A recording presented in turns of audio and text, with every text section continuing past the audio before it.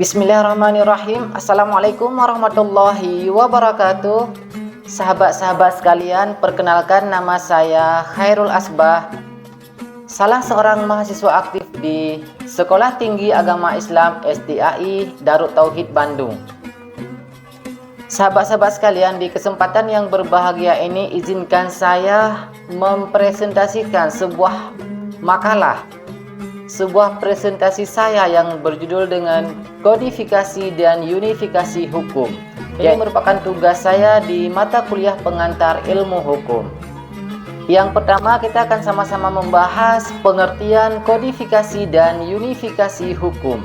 Istilah kodifikasi berasal dari kodifikasi, yaitu suatu usaha menyusun suatu bagian dari hukum secara lengkap dan menjadi satu buku.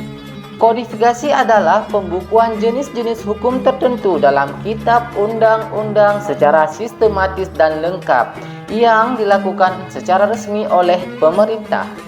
Menurut R. Suroso dalam bukunya Pengantar Ilmu Hukum, kodifikasi hukum adalah pembukuan hukum dalam satu himpunan undang-undang dalam materi yang sama. Sementara unifikasi hukum adalah suatu langkah penyeragaman hukum ataupun penyatuan suatu hukum untuk diberlakukan bagi seluruh bangsa di suatu wilayah negara tertentu sebagai hukum nasional di negara tersebut. Umar Said menyebutkan bahwa unifikasi hukum adalah penyatuan hukum yang berlaku secara nasional atau penyatuan pemberlakuan hukum secara internasional. Adapun tujuan dari kodifikasi hukum sendiri diantaranya, yang pertama untuk memperoleh kepastian hukum di mana hukum tersebut sungguh-sungguh telah tertulis dalam satu kitab undang-undang. Kemudian yang kedua untuk penyederhanaan hukum sehingga memudahkan masyarakat dalam memperoleh atau memiliki dan mempelajarinya. Dan yang ketiga merupakan suatu kesatuan hukum sehingga dapat mencegah beberapa hal berikut. Yang pertama, kesimpangsiuran terhadap pengertian hukum yang bersangkutan. Yang kedua, berbagai kemungkinan penyelewengan dalam pelaksanaan hukum. Dan yang ketiga, mencegah keadaan yang berlarut-larut dari masyarakat yang buta akan hukum. Berikutnya, tujuan dari unifikasi hukum sendiri adalah yang pertama, meningkatkan efisiensi dan efektivitas sistem hukum. Yang kedua, meningkatkannya keadilan. Yang ketiga, mendorong integrasi dan harmonisasi. Kemudian yang keempat, meningkatkan kepastian hukum dalam transaksi bisnis. Kemudian yang kelima, memfasilitasi mobilitas dan interaksi sosial. Dan yang terakhir, mengurangi biaya administrasi dan kepatuhan. Berikutnya kita akan masuk ke pembagian kodifikasi hukum menurut teori. Yang pertama ada kodifikasi hukum secara terbuka dan yang kedua ada kodifikasi hukum secara tertutup. Kodifikasi hukum secara terbuka adalah kodifikasi yang membuka terhadap terdapatnya tambahan-tambahan di luar induk kodifikasi pertama atau semula. Maksudnya permasalahannya sejauh yang dapat dimasukkan ke dalam buku kumpulan peraturan yang sistematis. Tetapi di luar kemampuan peraturan itu isinya menyangkut permasalahan dalam kumpulan peraturan yang pertama tersebut. Hal ini dilakukan berdasarkan perkembangan hukum itu sendiri. Kebaikan kodifikasi hukum ini ialah hukum dibiarkan berkembang menurut kebutuhan masyarakat, sehingga hukum tidak lagi dianggap sebagai peraturan yang menghambat kemajuan masyarakat. Yang kedua, kodifikasi hukum secara tertutup. Adapun kodifikasi hukum secara tertutup adalah semua hal yang menyangkut permasalahannya dimasukkan ke dalam kodifikasi atau buku kumpulan peraturan. Mengenai komplikasi hukum ini terlepas dari istilah di atas karena dari berbagai peraturan yang telah ada, baik peraturan tersebut telah selaras ataupun belum, tetapi tidak dijadikan suatu aturan hukum tersendiri. Istilah tersebut merupakan suatu proses yang saling berkaitan.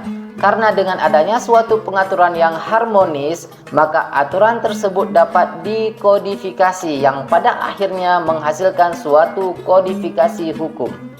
Berikutnya unsur-unsur dalam kodifikasi dan unifikasi hukum. Kodifikasi hukum tersebut meliputi jenis-jenis hukum tertentu. Kodifikasi tersebut memiliki sistematika dan kodifikasi tersebut mengatur bidang hukum tertentu.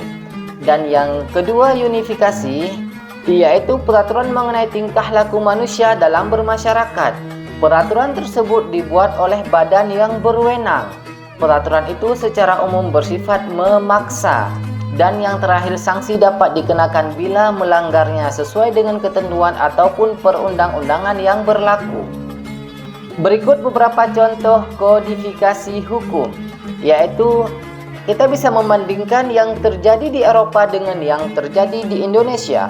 Yang pertama, di Eropa ada istilahnya Corpus Juris Civilis mengenai istilah perdata yang disahkan oleh Kaisar Justinianus dari Kerajaan Romawi Timur dalam tahun 527 hingga 565 Masehi.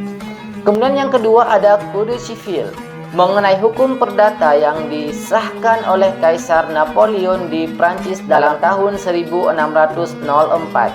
Berikutnya kita melihat bagaimana kodifikasi hukum di Indonesia. Yang pertama di Kitab Undang-Undang Hukum Sipil 1 Mei 1848.